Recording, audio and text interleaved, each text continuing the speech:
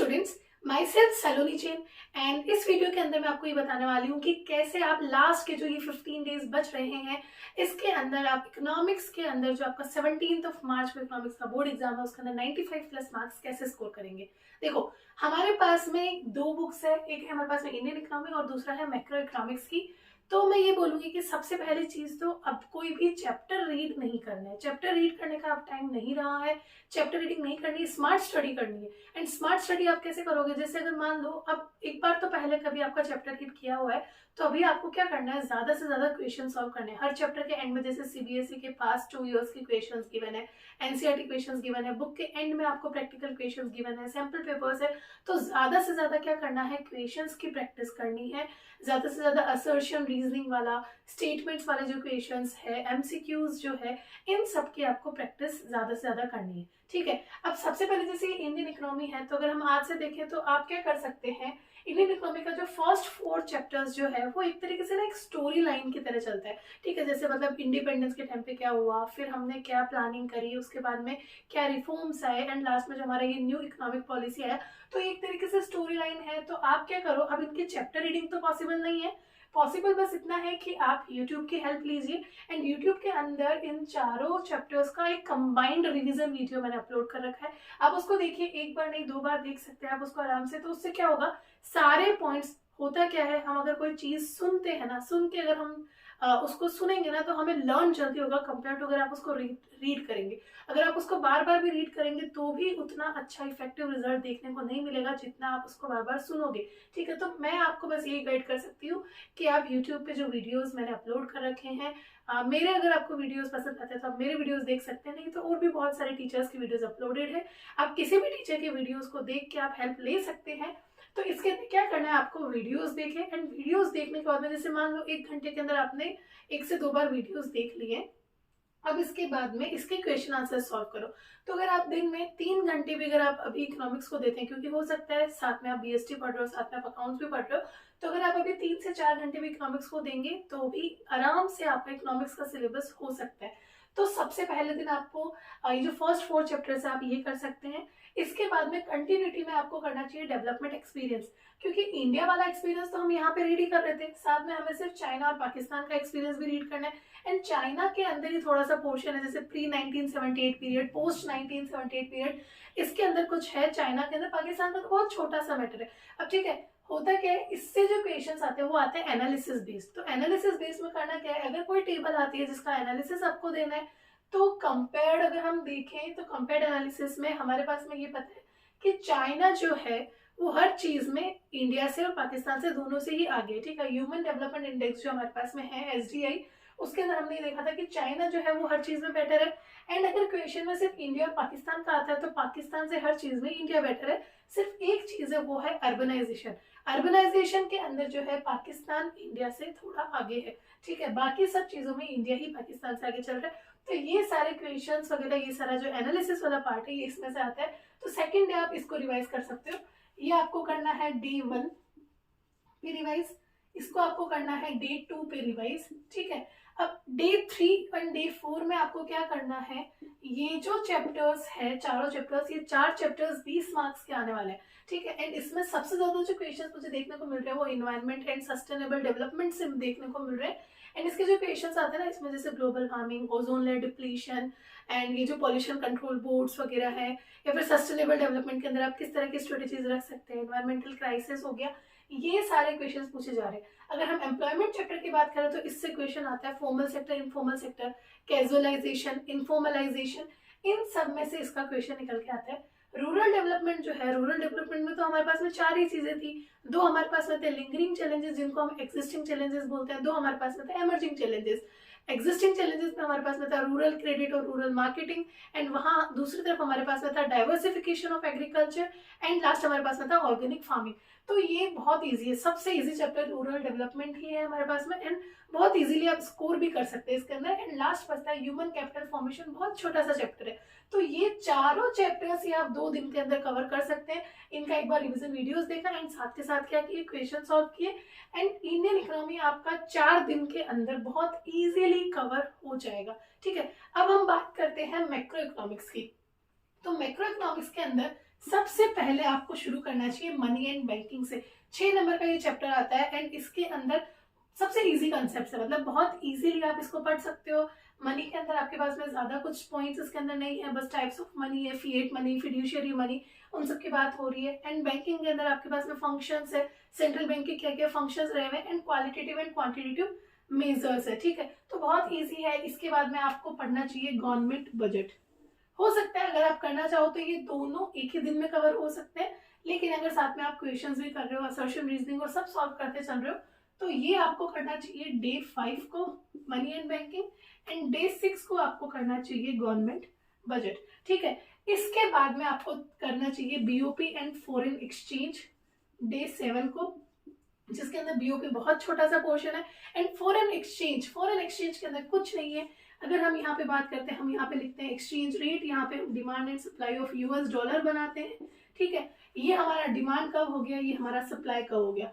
Questions जो निकल के आते हैं बहुत बेसिक से आते हैं, हमें बस इतना पता लगाना है। अगर कुछ कंसेप्चुअल क्वेश्चन आता है तो अगर हमें ये पता चल गया कि उस पर्टिकुलर सिचुएशन के अंदर सप्लाई कम हुई है या ज्यादा हुई है, या डिमांड कम हुई है या ज्यादा हुई है, किसकी, यूएस डॉलर्स की, तो उसका एडजस्टमेंट इसमें करके देखो एंड उसका क्या इफेक्ट आता है एक्सचेंज रेट पे, बस वो हमें बताना होता है। बेसिकली यही क्वेश्चन आता है। अगर इसके अलावा कोई क्वेश्चन आता है तो वो डिवेल्यूएशन रिवेल्यूएशन से आ सकता है, जो हमारा फिक्स्ड एक्सचेंज रेट है उसमें से, ठीक है। पर बहुत इजी कंसेप्ट है इसके अंदर।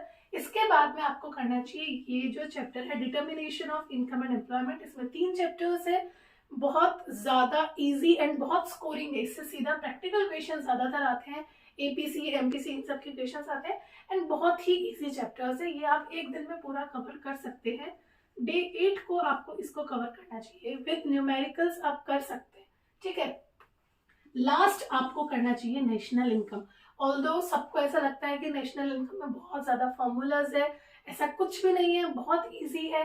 मैंने बहुत सारे वीडियोस नेशनल इनकम के लिए भी अपलोड कर रखे हैं। हमारे पास में 3 मेथड है इसके अंदर। सबसे पहला है वैल्यू एडेड मेथड।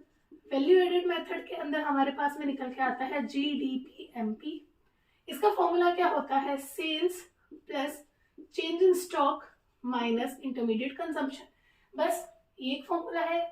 ये भी कैसे निकला है इसका पूरा डिस्कशन मैंने कर रखा है। इसके बाद में हमारे पास में आता है income method, and income method में हमारे पास में निकल के आता है NDPFC, डोमेस्टिक इनकम ही यहाँ से निकल के आता है। एंड इसका फॉर्मूला क्या है, compensation of employees plus operating surplus plus mixed income. बस एक ये फॉर्मूला है। एंड लास्ट हमारे पास में आता है एक्सपेंडिचर मेथड।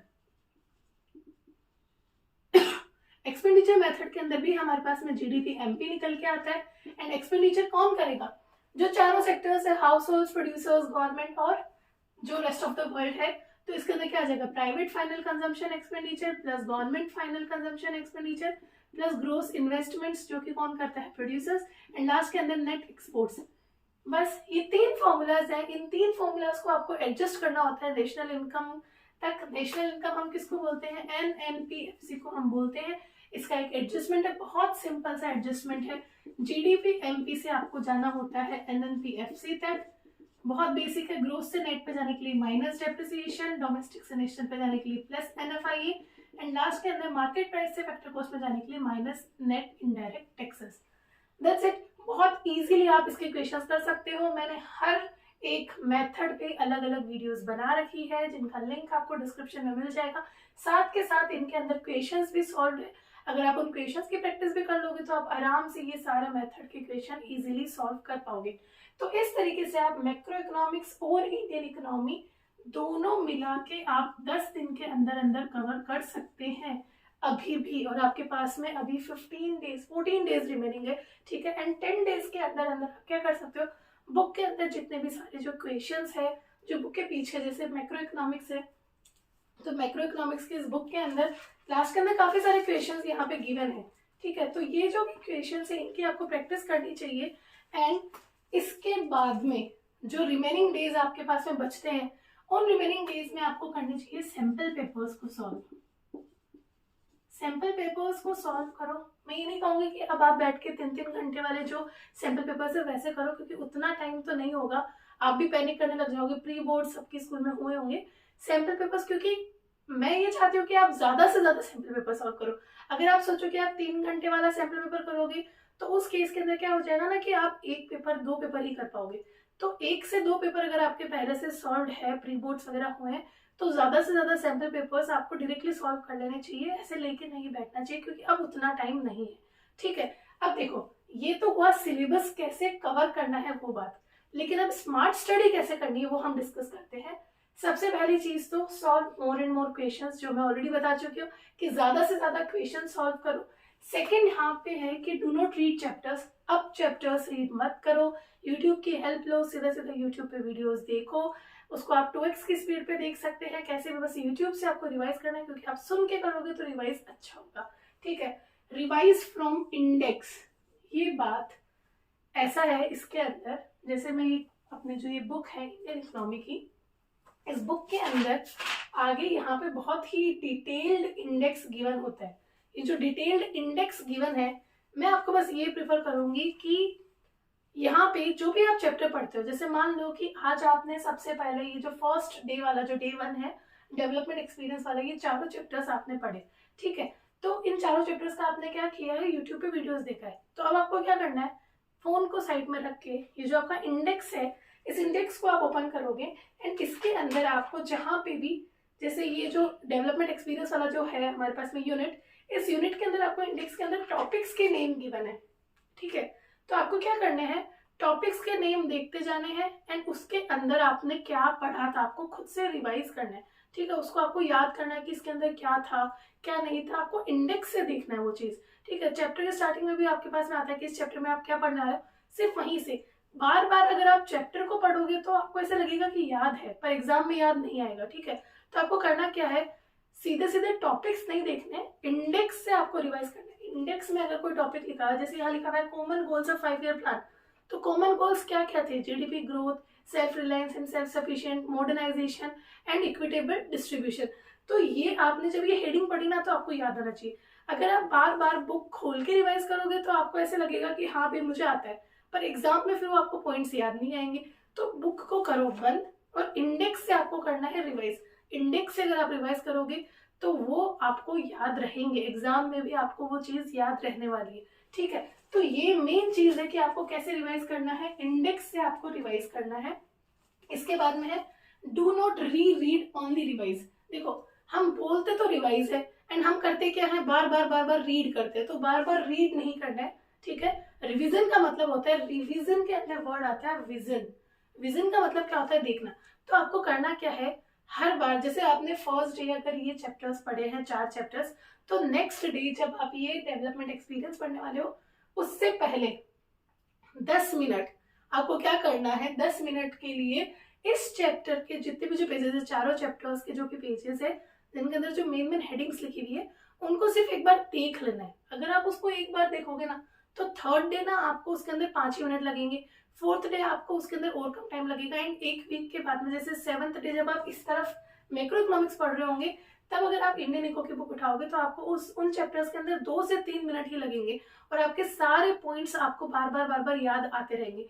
तो समझो अगर आप आज से ही पढ़ते हो तो इस पर्टिकुलर चैप्टर के, इस पर्टिकुलर टॉपिक के कम से कम भी आप 15 से 20 बार रिवीजन कर सकते हो एंड बहुत आराम से पॉसिबल है। ये करना कुछ नहीं है, आज आपने जो पढ़ा है उसको कल सुबह उठते ही रिवाइज करना है एंड एक बार रात को सोने से पहले एक बार और देखना है। रिवीजन का मतलब ये नहीं है कि 1-1 घंटे लेके बैठना है, नहीं, आपको सिर्फ 10 मिनट के अंदर अंदर सिर्फ पेजेस पलटने हैं। आपका ध्यान बिल्कुल बुक में होना चाहिए, एक एक जो पॉइंट है, जो हेडिंग्स है, उनको एकदम देखते हुए आगे बढ़ जाना है। देखना ही बहुत इनफ है, अगर आप बार बार सिर्फ देख लोगे वही बहुत काफी होगा आपके लिए, आपको वो चीज याद रह जाएगी। तो अगर आपने मान लो डे 1 का जो है, अगर आप डे 7 तक भी रिवाइज कर रहे हो ना, तो कम से कम भी आपका 14 टाइम्स रिवीजन हो चुका होगा।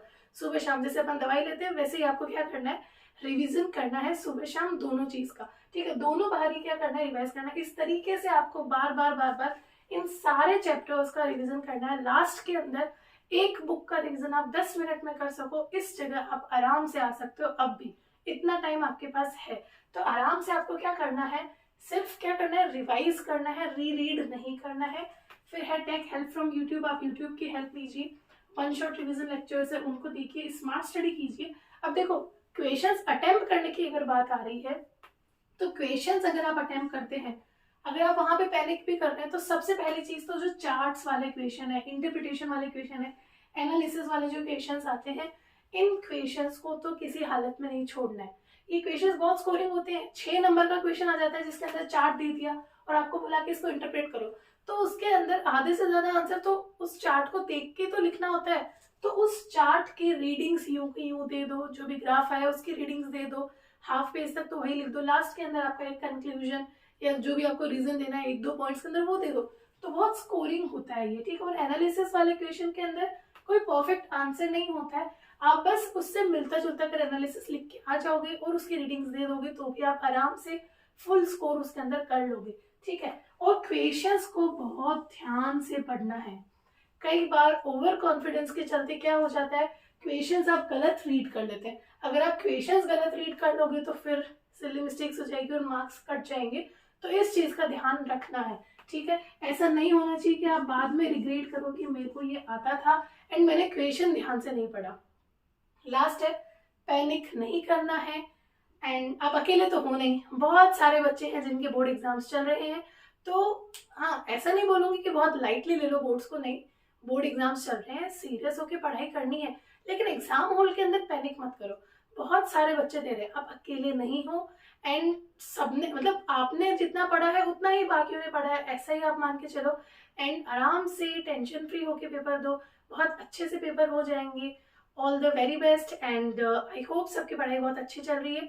जो मैंने कुछ स्ट्रेटेजीज वगैरह बताई है, अगर आप उसका यूज करते हो तो डेफिनेटली आप 95+ मार्क्स स्कोर कर पाओगे। डेफिनेटली जो इंडेक्स वाला जो चीज मैंने बताया, इसको एक बार ट्राई जरूर करना। That's it. अगर आपको मेरा वीडियो अच्छा लगा हो तो please like, share and subscribe. Thank you.